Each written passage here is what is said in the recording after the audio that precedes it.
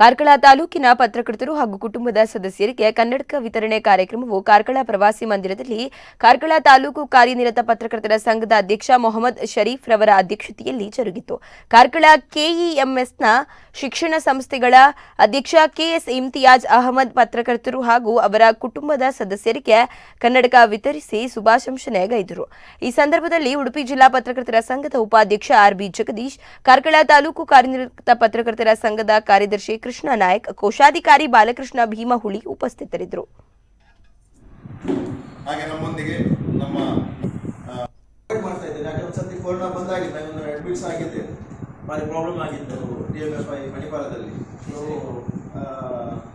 ಆ ಟೈಮ್ನಲ್ಲಿ ನನಗೆ ಇದು ಪ್ರಾಬ್ಲಮ್ ಗೊತ್ತು. ಅದಕ್ಕೆ ನಾನು ಫಸ್ಟ್ ಬರುವಾಗ ಕೇಳಿದ್ದೆ, ಯಾಕೆ ಮಾಸ್ಕ್ ಆಗಲಿಲ್ಲ. ಈಗ ನಾನು ಮಾಸ್ಕ್ ಆಗಿದ್ರೆ ನನಗೆ ಸಹ ಕಷ್ಟ ಆಗ್ತದೆ, ನಾನು ಆಗಿದ್ದೆ.